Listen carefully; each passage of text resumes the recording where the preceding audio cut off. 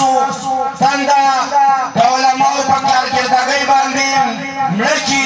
جناب قدرمن مفتي طاهر الله درویش صاحب دامت برکاتهم العالیه.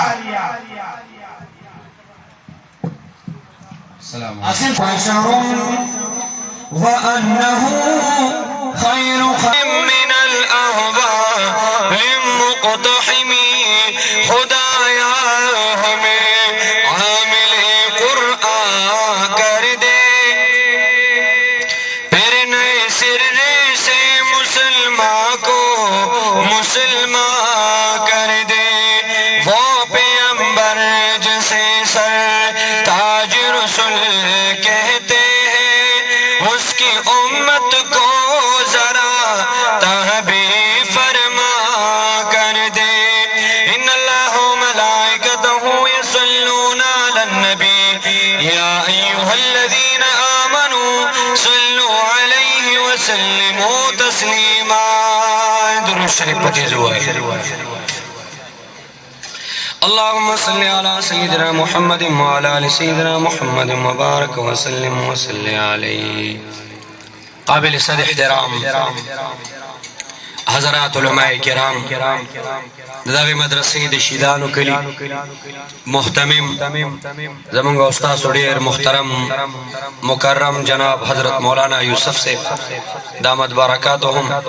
جناب مولانا بخزمان صاحب، جناب مولانا محمد عاصم صاحب، ډېر قدرمن علماء کرام، طلباء اعظام د دې کلی اوسیدونکو په اسلام باندې مین مونږ ته هم ستاسو په دې پروګرام کې د شرکت دعوت راکړې شوې. کوشش کوم ان شاء الله چې یو څو خبرې په دغه حواله باندې تاسو سره شریکې کوم. قدرمنو په دنیا کې د علم نه قیمتي شی نشته. د ټولو د سکون باعث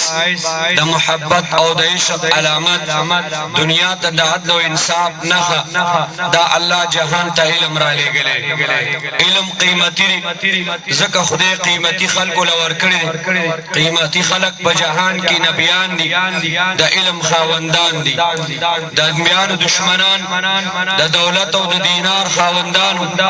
د علم نه خالی او عاریو دشمنان د اسلام د الله نه باغیان د بوتانو عابدان سجدې به کولې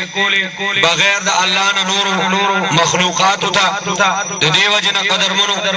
د علم خاوندان قیمتي وي ځکه الله پاک قیمتي خلکو له قیمتي شی ورکوي. الله انبیاء کرام قیمتي پیدا کړي ځکه ورله علم ورکړی دی. علم ځکه قیمتي دی چې علم د الله صفت دی، څنګه چې د خدای ذات اعلی او بالا دی او ممتاز دی، داسې صفات هم اعلی او بالا او ممتاز دي. کله چې خدای پاک خپل اعلی او بالا صفت علم د چا په سینه کې کړي هغه ممتاز او اعلی او بالا شي. علم ځکه قیمتي دی چې د خدای صفت دی.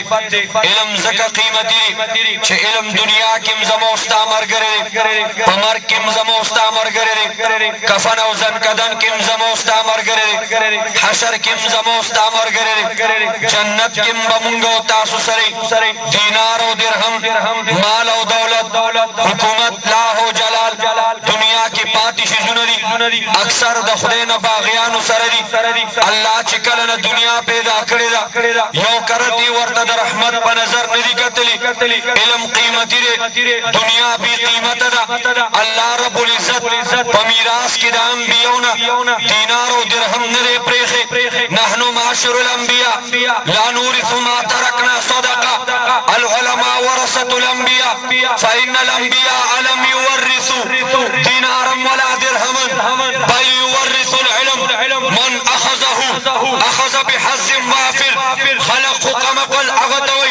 چې د دنیا نه لري خو الله قمقل اغتوي چې د علم نه لري. رسول خدا قمقل اغتوي چې د علم نه لري، د پیغام الهي نه لري. علم قیمتي دی، د علم طاقت قوي دی، علم همیشه دی، علم دائمي دی. ابراهیم علیه السلام د علم خاون، نمرود د دولت د دینار د حکومت خاون. ابراهیم علیه السلام غریب دی، فقر اختیاري سره دی. نمرود مالدار دی، امیر دی، عزتمندو د مال دولت د لاهو لښکر موسی علیہ السلام د علم خاون د علم طالب دی د علم قلندر دی جهان گواه دی د فرعون په کور کې غټ دی ډېر د فقیرې سره ژوند تیر دی یو کمبل به ښځه او خاون به د شپې چوله د ورځې به یې د ځانه تاوله لاهو لښکر ورسره نشته دی جهان گواه دی د علم خاون وړاندې دی نمرود فرعون ورپسې دی هغه به وي انا ربکم الاعلی ما ته به سجدې کوي بچي به یې قتلول ښځې به یې کونډې کولې انسانان به قتلول مظلومیت د هغه د لاسو ظالم او جابرو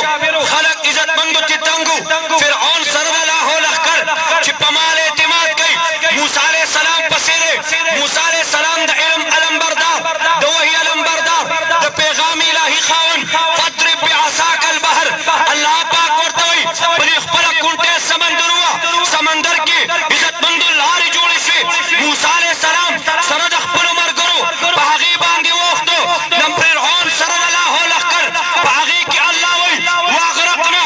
آل فرعون وانتم تنظرون د علم خاون له خدای نجات ورکو فرعون د خپل لاهو لښکر سره تباه برباد شو که نه شو الحمدلله د دې وجې نه عزتمندو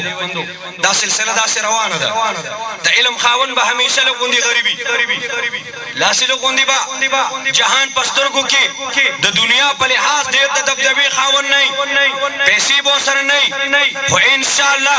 د جهان سوپر پاور به انشاءالله هغوی ته په خپو کې سرونه ږدي انشاءالله ووایه انشاءالله ګورئ نه بلال حبشي دی تور دی غلام دی بېوسه دی بېکسه دی امیه بادشاه دی او د بلال مالک دی او ظالم دی د دولت او د حکومت خاوند دی دی د قرآن او د حدیث او د رسول الله د محبت خاوند دی اوس تو ما ته وګوره قدرمنو هغه امیه د هغې د لاسه مردار شو قتل شو بلال حبشي په خپله باندې پې ګزارونه وکړل قدرمنو تاسو وګورئ هغه تور بلال حبشي بلال چې چا به پې عزتمندو پیغور کو چا به ورته بدې ردې وي چا به وي غلامو مې چا به ورته څه وي چا څه کاڼي پې پراته دي تودې شګې دي احد وایي چا ته څه ویلی نه شي ځان خلاصو په خپل قدر نه پوهېږي ربه اشخص مدفوع بالابواب لو اقسم على الله لابره زبانه و بلال ته تور وایي غریب به وایي خدا طالب بلال پرب دومره ګران دی بلاله نیمه شپه وه خدا چې قسم وخوړ الله نیمه شپه سحر که خو ستا قسم یې پوره کړه الحمدلله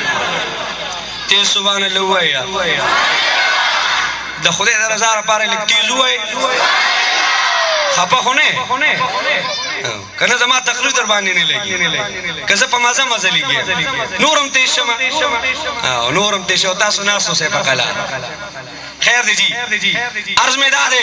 دا علم طاقت وګوره د قرآن طاقت وګوره غلامان یې کم زیاته او رسول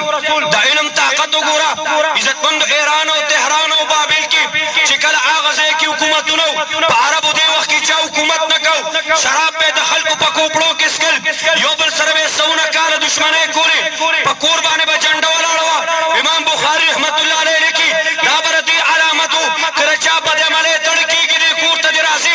یو زنانه سره به اجتماعي بدعملۍ کېدې قدرمنو د یو بل عزت وینو سره به لوبې وي کله چې قرآن راغی کله چې علم راغی رسول خدا راغی چا پې حکومت نه کو په خلق کې حکومت وکړو عزتمندو شراب به د یو بل کوپړو کې څکل د الله د مینې په شراب کې شرابور شو عزتونه به یې لوټل پردي د عزتونو محافظین وګرځېدل شرابونه یې د خولو نه وغورځول د امن داویدار جوړ شو علمبردار جوړ شو چا پې حکومت نه کو په خلق کې حکومت وکړو عزتمندو دشمنۍ وي په عدل او انصاف په فاروق باندې امیر المؤمنین مشهور په عثمان باندې غني عثمان په سخا باندې مشهور په عدل او انصاف په صداقت ابوبکر صدیق مشهور چا پې حکومت نه کو ابوبکر صدیق حاکم امیر المؤمنین عمر بن خطاب حاکم خود نہ تھے جو راہ پر اوروں کے رہبر بن گئے علم طاقت خود نہ تھے جو راہ پر اوروں کے رہبر بن گئے